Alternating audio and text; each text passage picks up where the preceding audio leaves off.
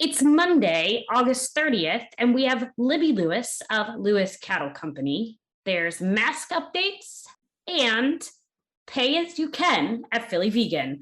Welcome to Eat It, Virginia.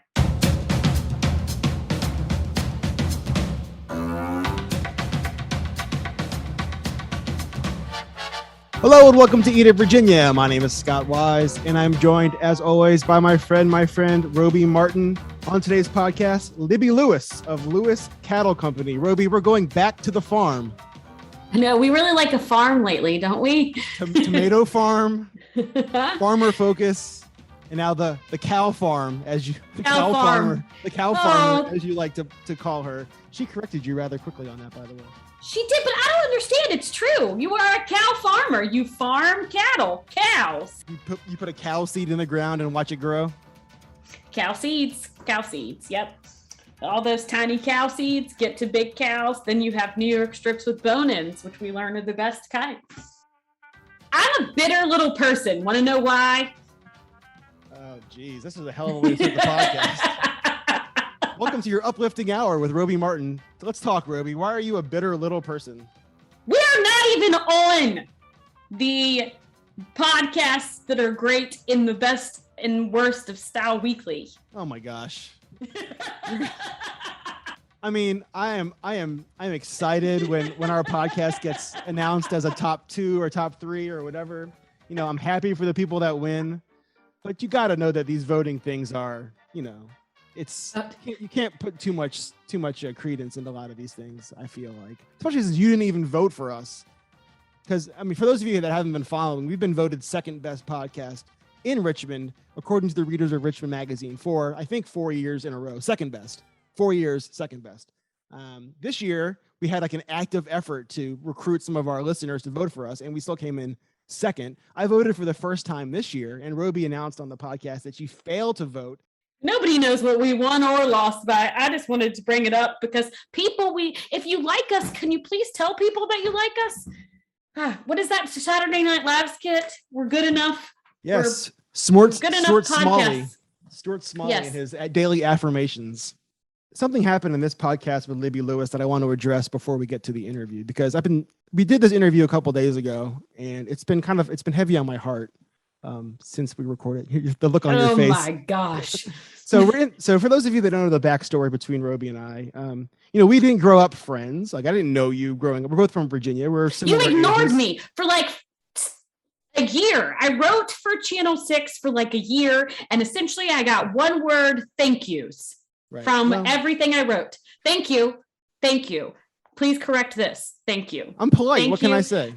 Happy Labor Day. Please correct this. Like that's what I get for a whole year. All right. So we've been doing this podcast for 2+ years. Oh God. And things have been going well. I think like we're having fun. We don't get into too many disagreements and too many fights. You're so sensitive. Here comes sensitivity. Here comes Mr. Sensitivity. In the middle of this podcast, we're interviewing guys, make way. Libby Mr. Lewis. Sensitivity. And Roby starts to get, hot, and she starts talking like, fast and agitated. And she calls me Ryan. Who is my other half, by the way, guys. And the guy was in the other room, essentially building a new home while I'm doing a podcast. Like the loudness of Ryan is ridiculous. Like I cannot figure out how he could be. I mean, it's like he rides an elephant in our house all day long. So I'm sorry, Scott. I apologize. I'm sure you're much quieter. You don't have to apologize. You don't have to apologize. No. So Ryan's her fiance, in case you didn't get that. And so I think we have to talk about like why you were looking at me, right? We were talking to each other, but you called me your fiance's name. I told you why.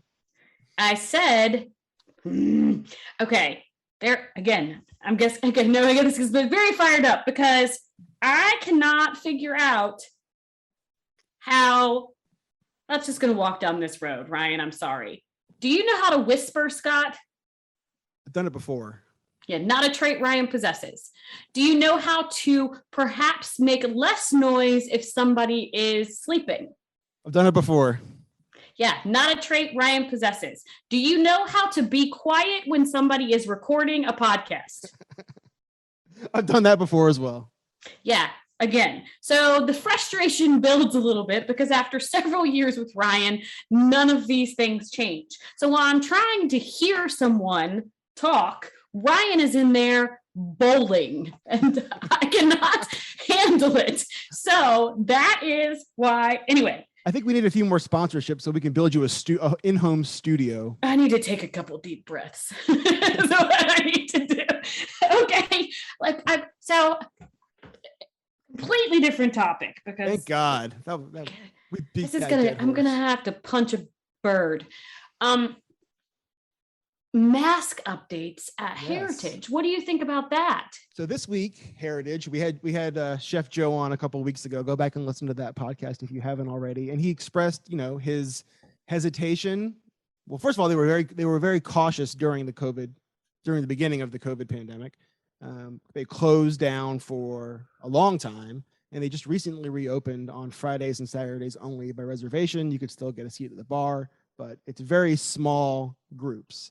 This week, after I think they took a 2-week little summer vacation, which was well-deserved, they announced that in addition to these small groups they have in the restaurant, they are asking their customers to wear a mask entering the restaurant, sitting at the table, and only take it off when you're actively eating or drinking. Now, other restaurants may already have this in place, but the intentionality with which they posted that was interesting to me.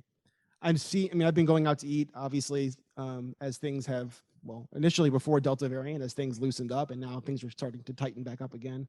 And people feel like, it seems to me, they walk into the restaurant and they're in this bubble. They can just rip off their mask. The second they walk in, they're being protected by some, force field. Clearly, we know that's not the case.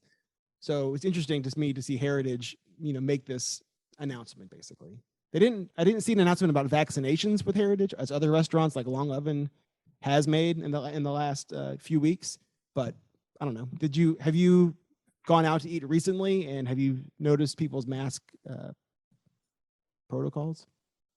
So it's been interesting for me because we have started to eat outside more as things, and both Ryan and I are vaccinated, and I'll say, and you and I talked about this before we even got on this podcast, the CDC recommends that you get vaccinated, and I am for vaccinations.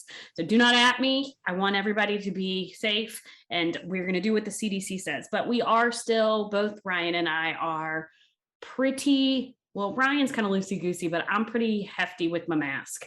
I'm wearing it indoors. I am wearing it when I go into either of the offices of the places I work.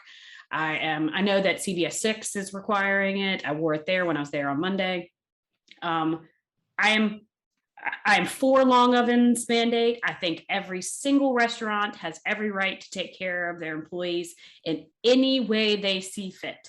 So if Heritage feels that this is a good way to take care of their employees and their employees' children, then I think they should do it. I'm on board. So I know you asked me what I'm seeing, but I'm not even going to talk about that because people are crazy. I am saying wear your masks and get your vaccinations. And have your children gone back to school? So it's funny you say that. They will be going back right after Labor Day. And my daughter had her high school orientation this week. Whoa. Mind blown. So it was funny. She was nervous, cute nervous, Aww. And I was thinking in my head, I'm from Richmond. I grew up here. I went to Tucker High School. She's going to a different high school, but I was driving her to orientation, and I was thinking she's going to go and try to meet all these friends that she's never met before and make new friends in high school. And I'm going to try to avoid the people that I went to high school with 30 years ago because they're all there. We all have kids, and we're all none of us moved too far from home. So it's kind of like, ooh. And the masks really help with that. And the long hair, it all helps. People don't recognize me anymore. It's great. I don't know. I saw a picture of your daughter, who's, by the way, I swear she gets prettier and prettier every single second. She, however, does look a lot like you, Scott. You think? Yeah, and as your hair gets longer, I feel like it starts. That's true. Well, my brother was talking about the same thing you just talked about. His son is going back to school and is going back to school at the same school that we went to high school. And his friends that have stayed in the town that he grew up in also have kids my brother's child's age. Is that weird?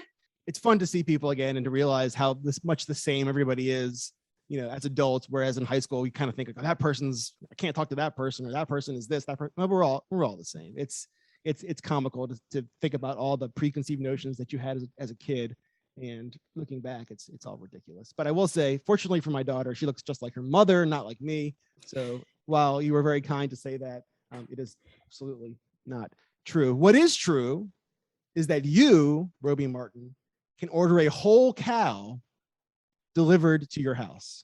Yes. Well, you can also order half and quarter, or you can order certain cuts. And we have Libby Lewis to tell us all about how those cows on that cow farm are raised.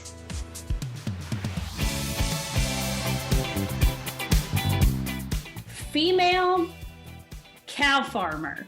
Is that what we're calling Libby Lewis of Lewis Cattle Farm? Because I feel like that is two things that you don't hear together a lot, Scott. What are your thoughts? Cow farmer. That's not something I've ever heard, I think. Did I put two words together that are not supposed to be together? I don't know. I've heard of cowgirl. Never heard of cow farmer. What should we call you, Libby Lewis? How would you like to be referred?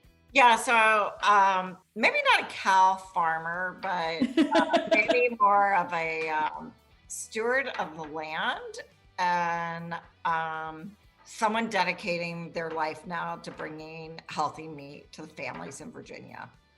We have Libby Lewis of Lewis Cattle Farm, the steward of the land and someone dedicated to bringing healthy meat to families. Hi, Libby. This is the first time we've met, and I'm sad that it's virtual because I feel like I should hug you because I love what you just said.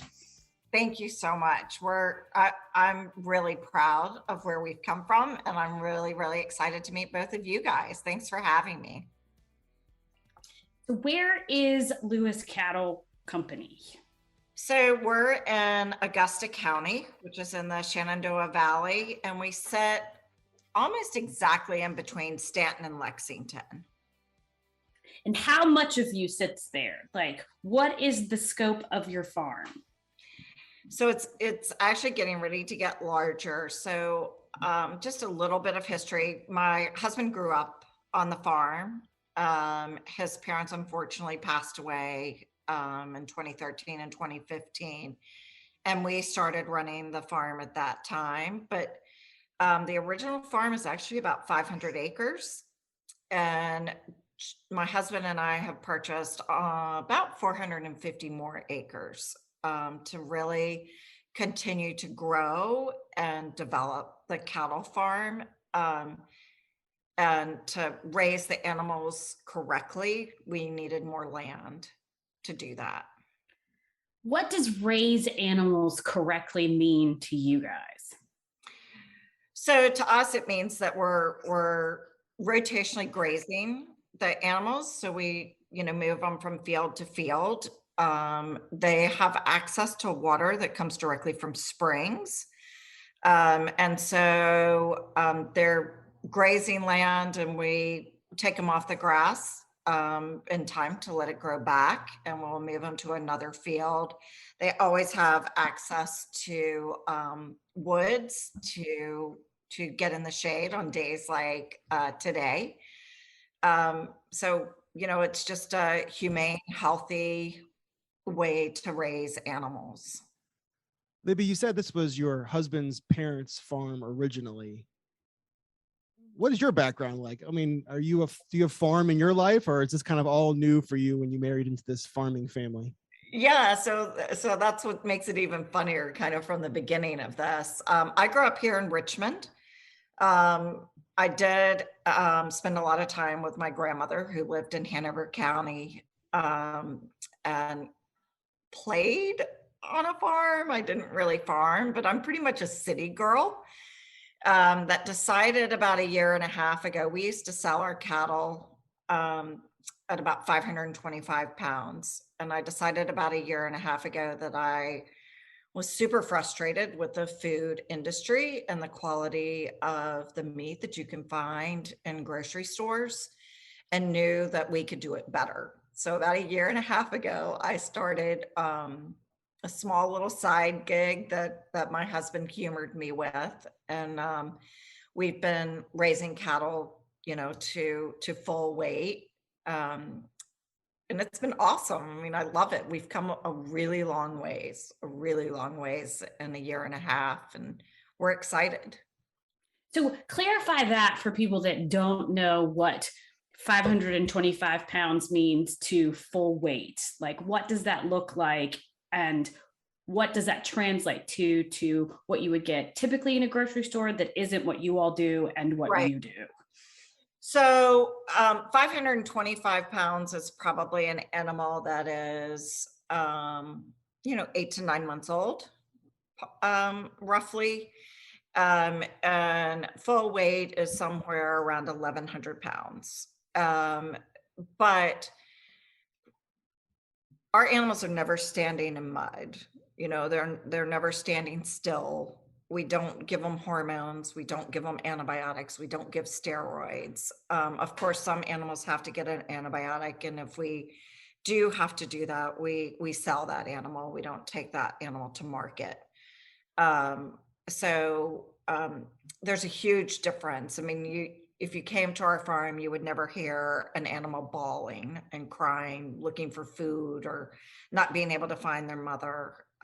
They stay on their moms for about 9 months, and then we'll move them to a different part of the farm, so they're not crying for her. It's a very different process than most commercial beef.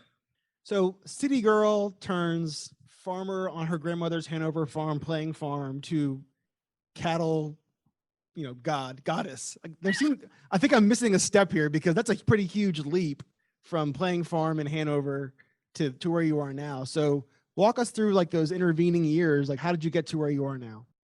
Yeah, I mean, I went from shopping at Saks to going out to Greenfront and finding sturdy steel-toed boots. Truly, I mean, I wear Walmart Wranglers now and steel-toed shoes and hose myself off outside, but I absolutely love it. It really and truly, John and I both feel like if we could really figure out how to afford to live there, we would. Sounds like the Green Acres show to me. Oh my God, yeah. Zsa Zsa Gabor. That was the past me.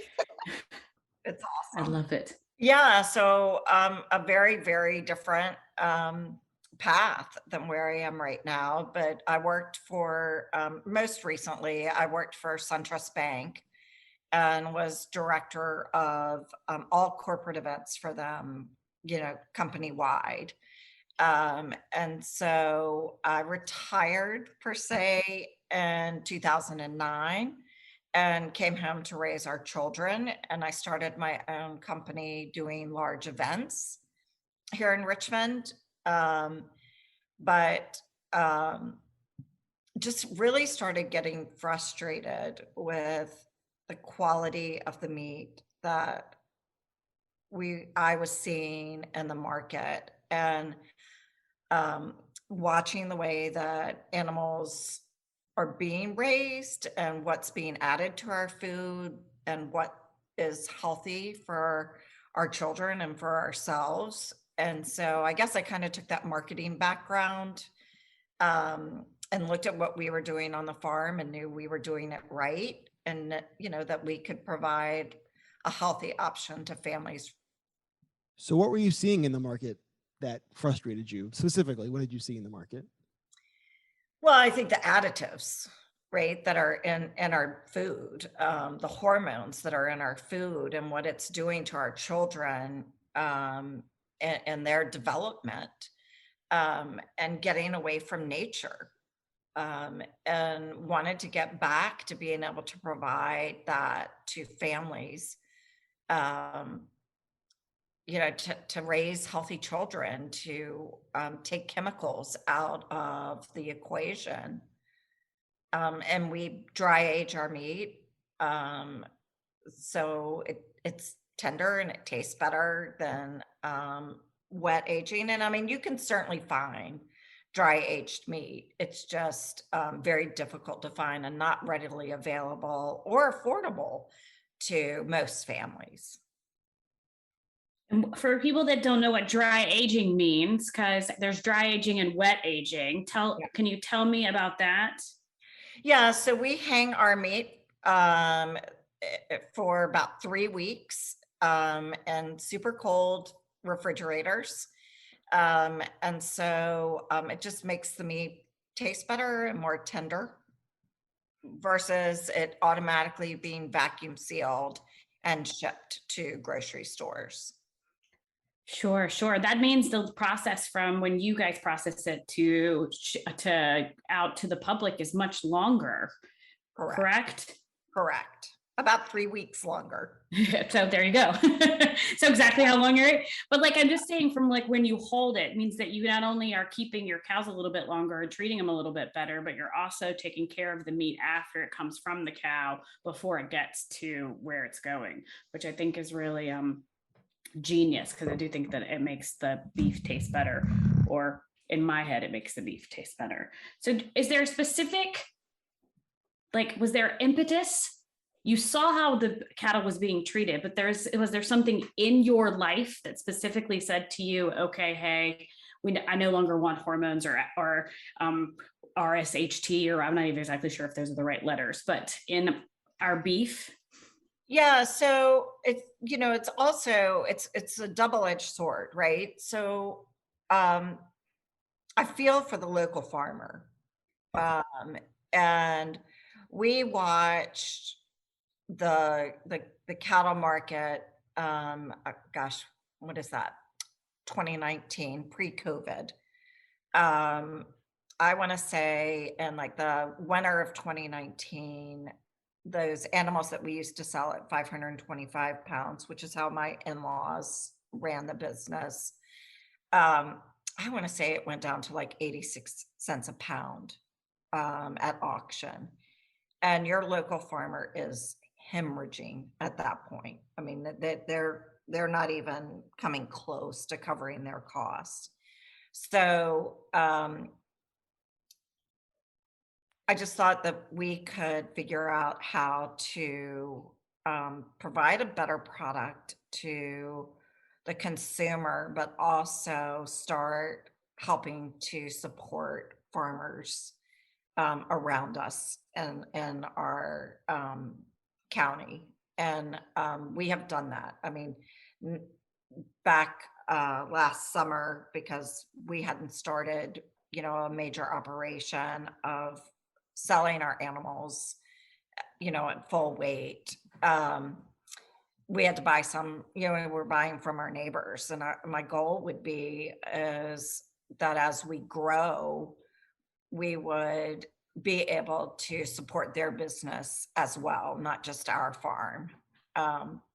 Because, our farm manager, which is why I didn't want to be called a farm manager, says, food doesn't come from the grocery store.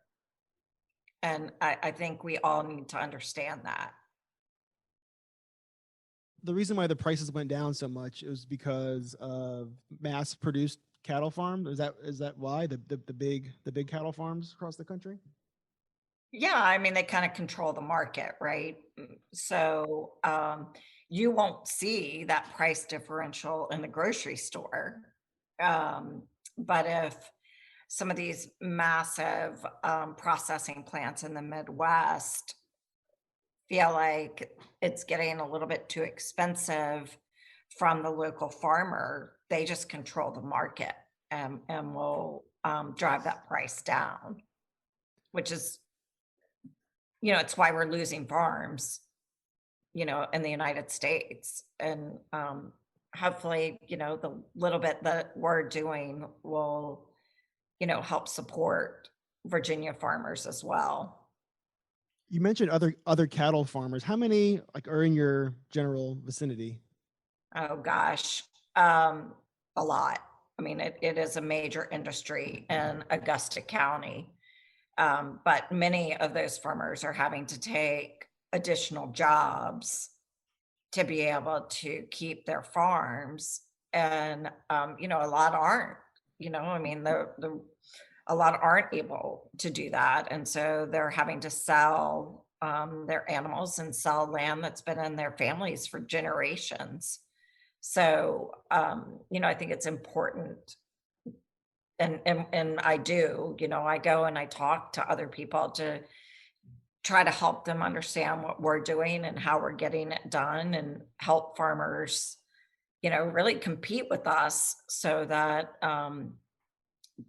they're able to keep their farms and, individual farmers are still a reality in our country. You mentioned that you part of your mission is to help the other farmers around you guys. I got to. I mean, I realize that your husband's family has been in that land for a long time. But when you initially went to your neighbor farmers and kind of with this idea, what was the initial reception like? I imagine it was a lot of questions were being asked. Yeah, I mean, it's kind of funny, right? Because they've really been getting to know me in the last 6 years, right? So um, I think there was a lot of skepticism, um, and a little, um, how's this city girl gonna come in, and is she gonna really want to get her hands and her feet really dirty?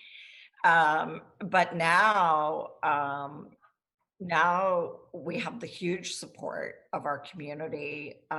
We have been looking into really building our own processing facility with the help of our community.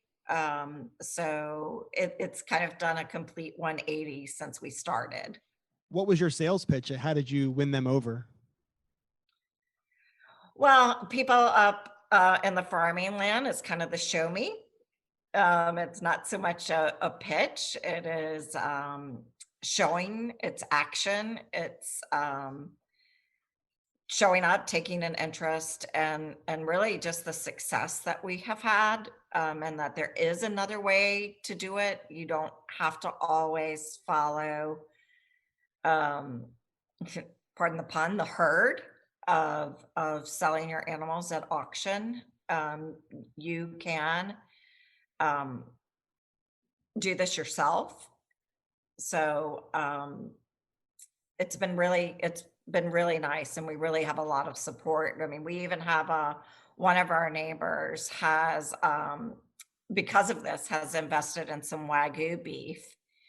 Who's right next door to us because he's fascinated and has said, in 2 years, can you help me? And of course. I mean, there's no secret, but it's really exciting, I think, for the area. We donated maybe like 60 pounds to Luke's Be Kind RVA.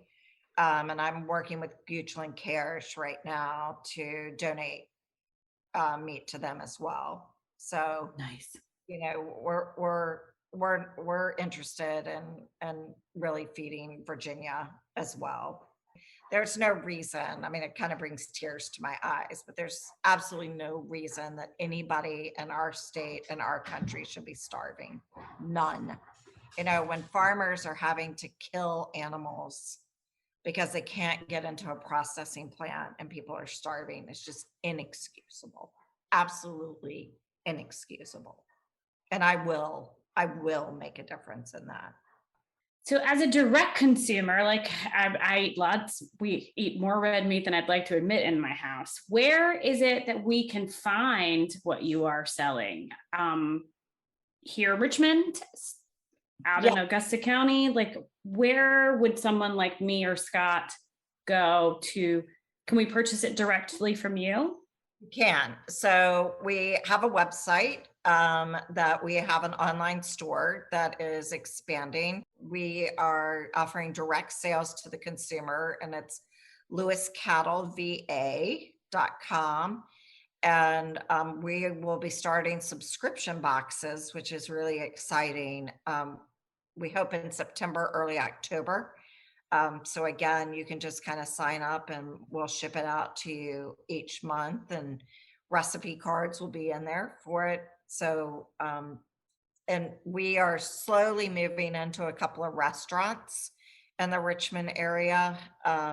but really want to get that direct to consumer down first, and then expand from there. Did you find during last year that the direct to consumer was something that was a big deal for individuals similar to you because of COVID and how everybody wanted to have everything in their home immediately as opposed to going out to get anything?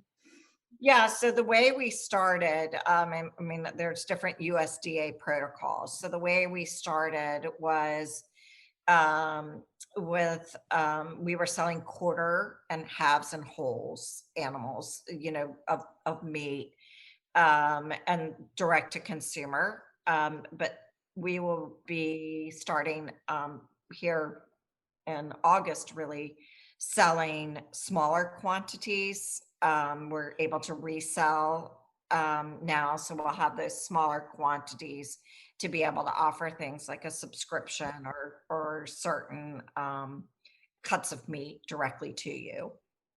My household splits a cow with two other couples every year and has done so for the last 8 years.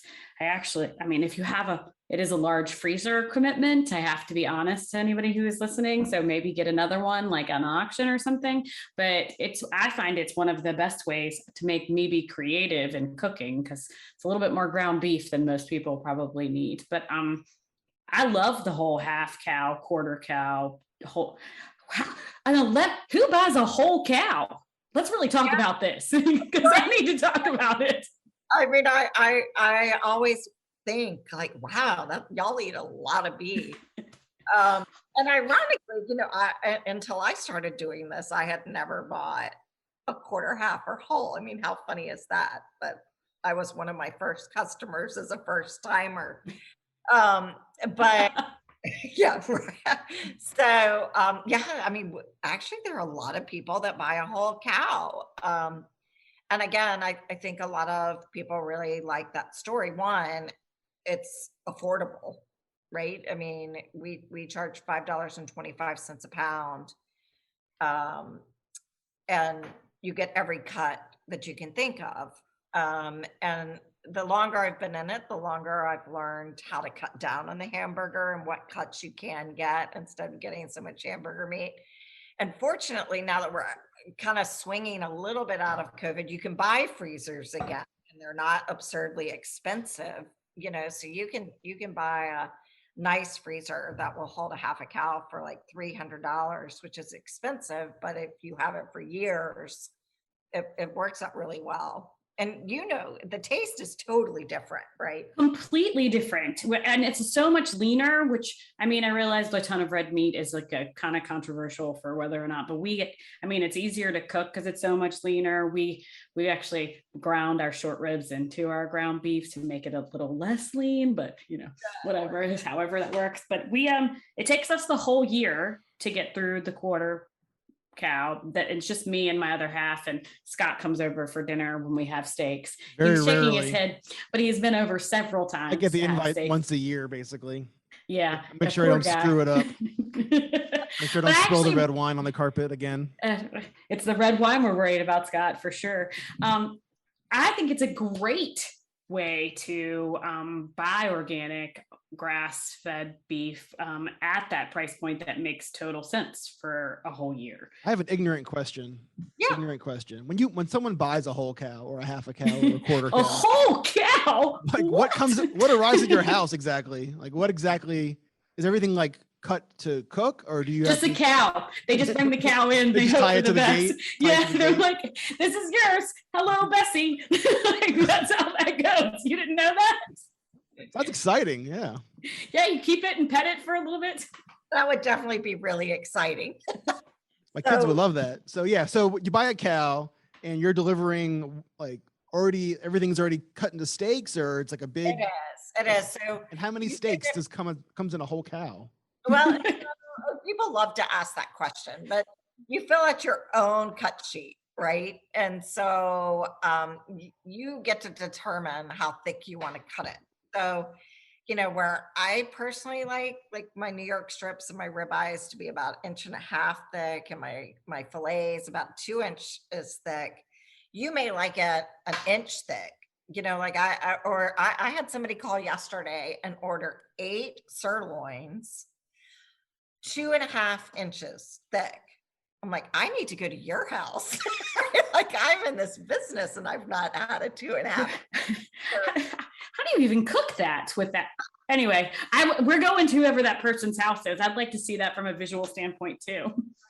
So you get a little bit of everything, Scott. You definitely get the New York strips and the ribeyes and the tenderloin. Some people would rather have like a tomahawk, so you have the bone with the New York strip on one side and the fillet on the other. London broil, and it's so good because our meat's so tender. It's so But everything's arriving individually, like shrink wrapped, and you just throw it in the freezer, or is it doesn't come frozen, or does it come frozen?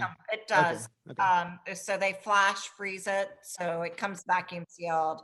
It's frozen quickly, and yeah, just delivered, and it goes straight into your. And it lasts you the whole year, Roby? A quarter cow? A quarter cow. So let's do the math here. So if you have 1,125, yes, math it is. If you have 1,125 pound cow, a quarter cow is 281 pounds. So we get that. Yes. So you are looking at not terribly expensive for multiple steaks, multiple ground beefs, multiple everything for the entire year. So it's actually a really great deal. It is a great deal, but I don't want anybody to think that they really get 280 pounds, right? So Sure. But I just as a round numbers, let's go round numbers there. But yeah. So I would say a quarter cow. I would say you're probably going to end up with around 125, 150 pounds. So 500 cheeseburgers for the year, basically. Yes, actually, yes. A lot of cheeseburgers. Or tacos, or meatloaf, or hamburger helper, however you like your stuff. Or you could do meatballs. I do a lot of meatballs. But yes, so assume if it's $5 a pound, or how you guys do it, I mean, that's $750 for the entire year, every piece of meat you're going to buy. Yeah, and I mean, like, if you guys have been to the grocery store recently, right? I mean, sure, meat is expensive. Mm-hmm.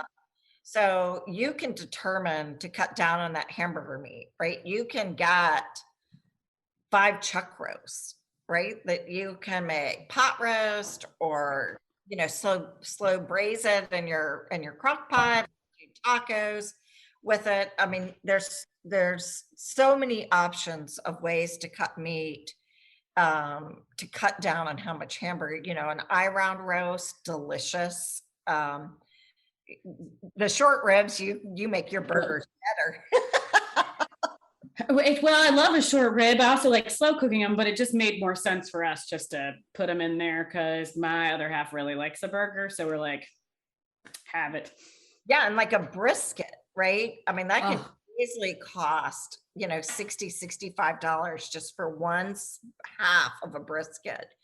And you're getting that for, $5.25. So, if you are willing to invest in us, and for a quarter, you really don't even need that big of a freezer, right?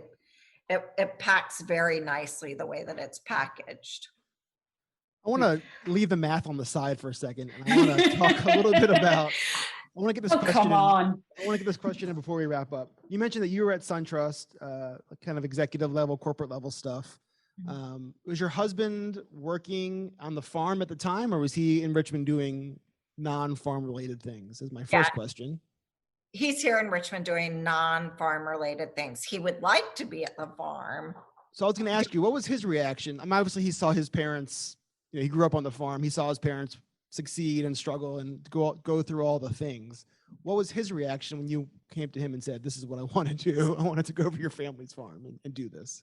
Yeah. So his first thing was, no, you don't. You're going to get tired of it. You're going to, do this for like a month, and then you're going to quit because you're not going to like the farming aspect of it. And really, after about 6 weeks, I'd say, I came to him and I had found a refrigerated truck that I wanted, which is hilarious, right? So I actually drive this big box refrigerated truck, and I've had it wrapped in our logo, and here we are, 16, 17 months later, and I'm diving deeper and deeper into it. So he's stunned. Some people bought a puppy during the pandemic. Maybe over here, just, she bought the farm, which is probably not the right thing to say, but that's what she did. I bought a meat truck. That's so why. Well, we all have our things, and I like a refrigerator truck. I think they could be fun. I'm with you, Libby. That sounds like a great purchase. I should walk outside so y'all can see it. It sits in my driveway in my West End Richmond house. What do the neighbors think? That's good advertisement. The neighbors think that it looks cool, Ryan. Like temperature cool. Ryan? Just call me Ryan? See, I did. I just called him my other half's name. Whoa. I did, and only because I could hear him. Wait a second, Libby. We need a moment here. Ryan.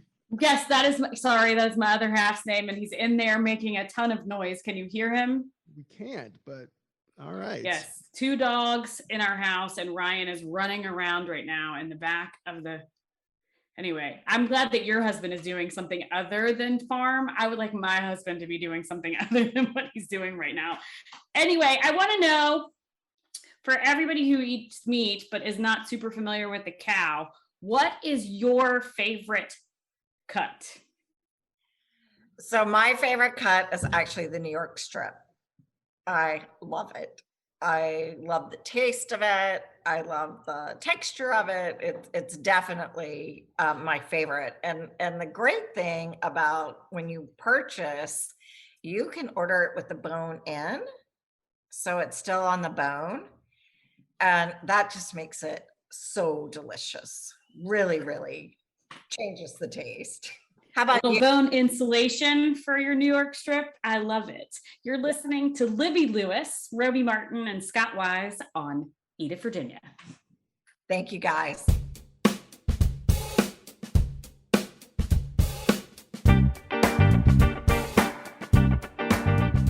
So I'm still just fascinated about this notion about having a whole cow delivered to my house.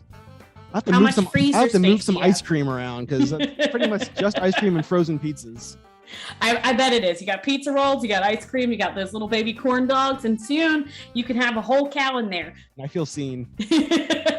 We do it, as I told you, my other half, who currently is not here slamming around the house, we get a little bit of a cow each year. It works out really, really nicely. Somehow we managed to finish it as we are getting ready to get another one. I think this will be our 10th year. Beautiful. We will have links to Libby Lewis's Lewis Cattle Company in our podcast notes and on our website at wtbr.com.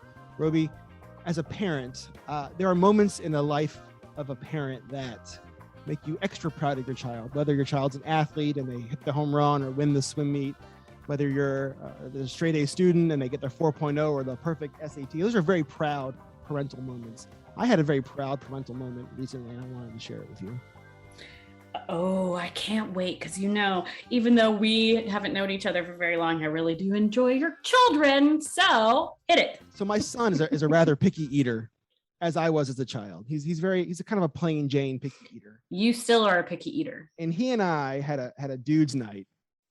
My daughter was out with friends, and he and I had a dude's night. And I said to him, "Son, where do you want to eat dinner tonight?" And guess what he said?